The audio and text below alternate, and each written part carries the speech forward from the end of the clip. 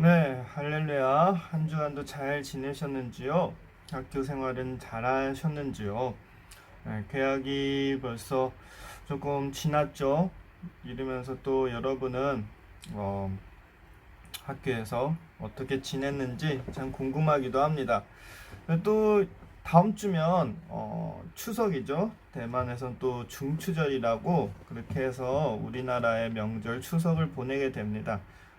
타국에서 추석을 보내서 조금 한국에 있을 때처럼 많은 다양한 음식과 그런 것이 없어서 좀 섭섭할 수도 있겠지만 그래도 사랑하는 가족들과 좋은 시간을 보내셨으면 좋겠어요.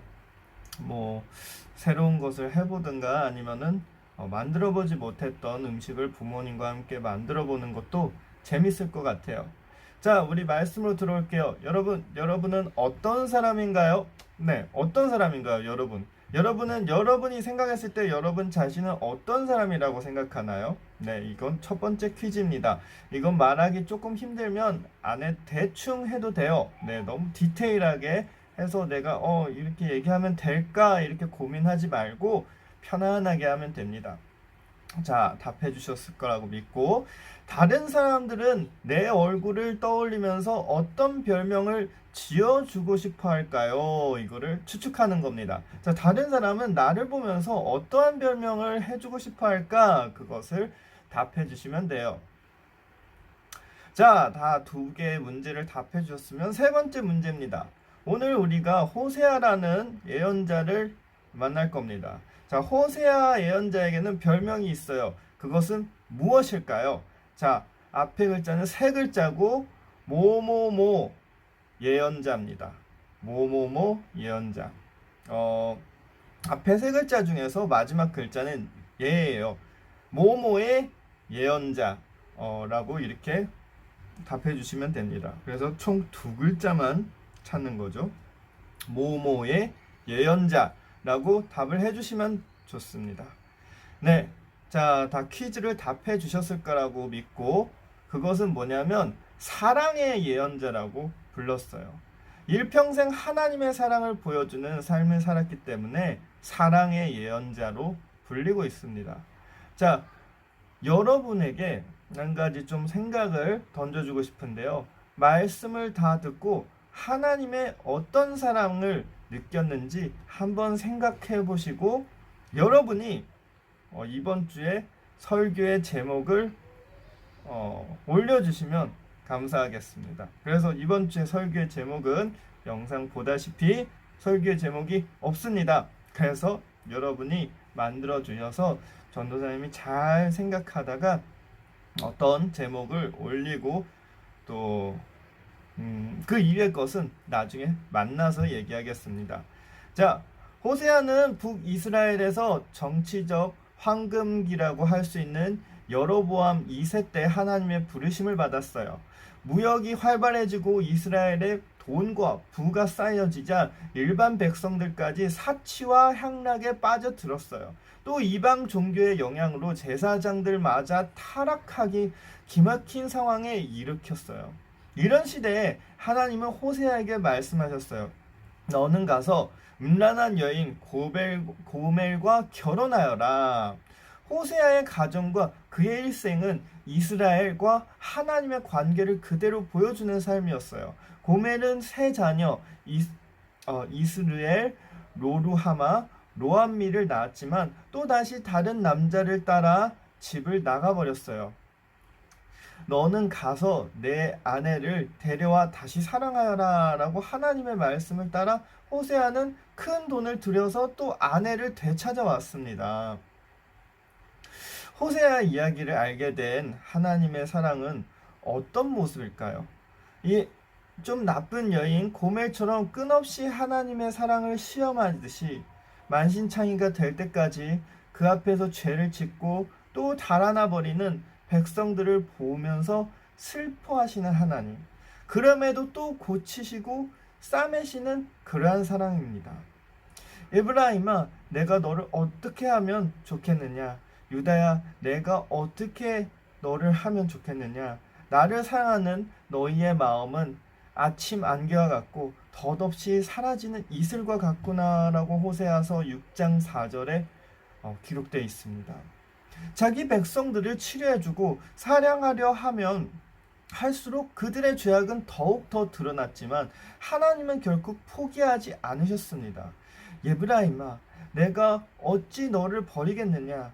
아무리 화가 나도 화나는 대로 할 수 없구나. 나는 하나님이요 사람이 아니다. 나는 너희 가운데 있는 거룩한 하나님이다 라고 호세아서 11장 8절에서 9절에 또 기록이 되어 있습니다. 그러나 북이스라엘 사람들은 이토록 사랑하시는 하나님을 배반하고 계속 죄의 길로 갔어요. 결국엔 아수르에게 멸망을 당했습니다. 그런 이스라엘 백성이지만 하나님께서는 그들이 다시 꽃 피우고 회복되고 그러한 약속을 해주셨습니다. 오늘 우리가 읽은 본문은 바로 이 약속을 전하는 호세아의 호소예요. 그것은 뭐냐면 이스라엘아, 주 너의 하나님께 돌아오너라. 주님께 돌아와서 이렇게 아뢰어라. 우리가 지은 모든 죄를 용서하여 주십시오. 누구든지 하나님께 돌아오는 자들에게는 하나님은 약속하십니다. 내가 그들의 반역하는 병을 고쳐주고 기꺼이 그들을 사랑하겠다. 내가 이스라엘 위에 이슬처럼 내릴 것이니 이스라엘이 나리 꽃처럼 피고 레바논의 백향목처럼 뿌리를 내릴 것이다 라고 호세아서 14장 4절에서 5절에 이렇게 기록이 되어 있습니다. 여러분, 이 아름다운 말씀 뒤에는 하나님의 예끝는 사랑을 어떻게든지 전하려고 자신의 온 삶을 바친 예언자의 간절함이 있습니다. 그리고 어리석은 죄에 빠져 참된 사랑을 몰랐던 이스라엘의 아픈 역사가 있습니다. 그 호세아의 아내처럼 호세아의 사랑을 모르고 계속 바깥으로 나가고 나쁜 일을 하는 것처럼 이스라엘 백성들도 사실 하나님의 사랑을 모르고 계속 하나님을 멀리 하는 겁니다.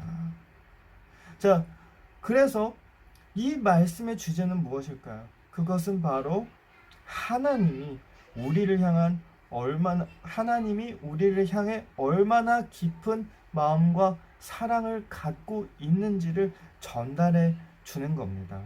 때론 우리는 하나님을 잊고 살 때가 있어요. 때론 우리는 하나님이 안 보이는 것처럼 생각하면서 몰래 나쁜 일을 할 수도 있고 하나님이 싫어하는 일을 할 수도 있습니다. 그렇지만 그럼에도 불구하고 여러분, 언제든지 하나님은 우리를 기다리고 계십니다. 또한 언제든지 우리에게 그렇게 말합니다. 멀리 갔지 않았다. 지금이다. 지금이 바로 나에게 돌아올 때다 라고 늘 우리에게 말씀하시고 기다리고 있습니다. 살면서 때론 어린 시절처럼 이렇게 쉽게 하나님의 말씀을 믿고 따르기에 힘든 나이가 올 수가 있습니다. 그때 여러분이 반드시 이 말씀을 기억하시길 바랍니다.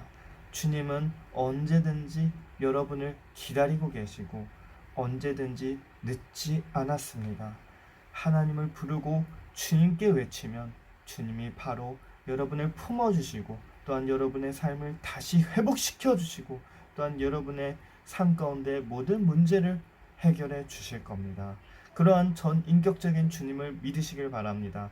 또한 지금 때론 이해가 안 될 수 있지만 이 말씀을 꾹꾹 마음속에다가 눌러놓고 나중에 필요할 때 언젠간 그 말씀이 이 하나님의 언약이 여러분 삶 가운데 아름답게 일어날 줄 믿으시길 바랍니다.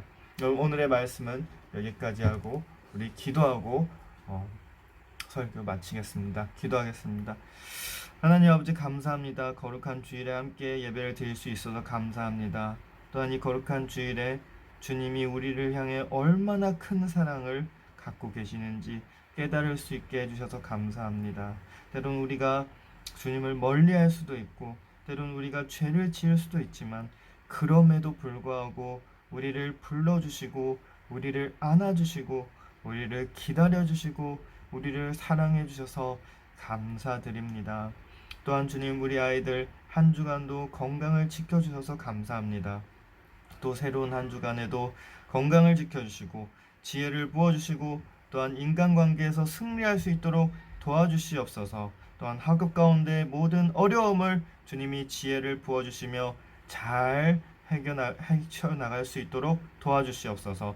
또한 함께 듣는 우리 모든 성도님들에게도 주님의 위로와 주님의 사랑과 은혜가 풍성하게 차고 넘칠 줄 믿고, 또한 금전의 축복과 또한 건강의 축복과 또한 마음의 기쁨의 축복이 차고 넘칠 줄 믿으며 이 모든 기도 우리 주 예수님 이름으로 기도드립니다. 아멘. 네, 한 주간도 고생하셨습니다. 네, 이번 주는 코로나가 좀 잠잠한 것 같아서 다행인 것 같아요. 여러분 또 추석 명절인데 좀 조심하시고, 그리고 여러분 좋은 추석 보내길 축복합니다. 네, 그럼 오늘 말씀 여기까지 하겠습니다. 그러면 우리 다음 주에 만나요. 안녕.